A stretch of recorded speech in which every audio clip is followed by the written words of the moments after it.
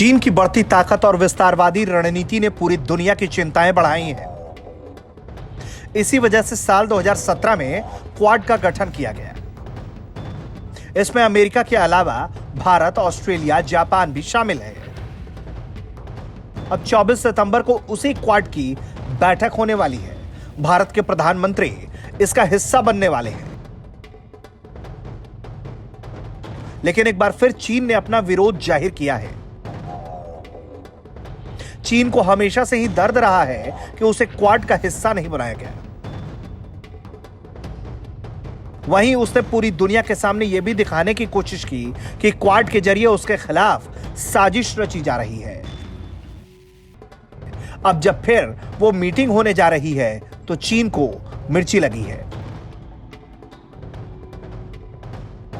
चीन ने साफ किया है कि अगर किसी भी सहयोग के जरिए तीसरे देश को निशाना बनाने की कोशिश की जाएगी तो वो पहल भी कभी सफल नहीं हो सकती। उसने आपसी विश्वास के मजबूत रहने पर जोर दिया है। किसी भी सहयोग का मतलब यह नहीं होता कि तीसरी पार्टी को नुकसान पहुंचाया जाए। चीन ने हमेशा से ही यह माना है कि समझौता और सहयोग ऐसा रहना चाहिए जहां पर आपसी विश्वास हो, जहां पर स्थानीय देश के बीच बेहतरीन तालमेल रहे। सिर्फ किसी तीसरे देश को निशाना बनाने के लिए ऐसे समझौते नहीं होने चाहिए। जोर देकर यहां तक कहा गया कि क्वाड का कोई भविष्य नहीं है।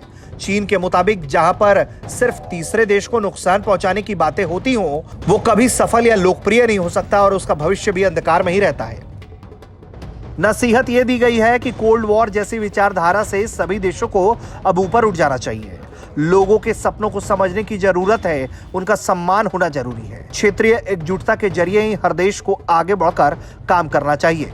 बताइए, जो चीन अतिक्रमणकारी रवैया खुद रखता है, वो जब खुद घिर रहा है तो उसे इस तरह की बातें याद आ रही हैं।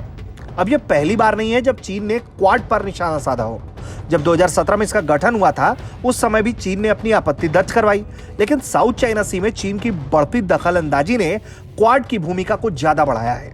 पूरी कोशिश है कि अहम समुद्री मार्गों को किसी भी दूसरे देश के प्रभाव से दूर रखा जाए। नाम तो किसी का नहीं लिया गया है, लेकिन सब जानते हैं कि इसका असली दुश्मन चीन ही है, जो लगातार साउथ चाइना सी में गुंडागर्दी करने की कोशिशों में लगा रहता है।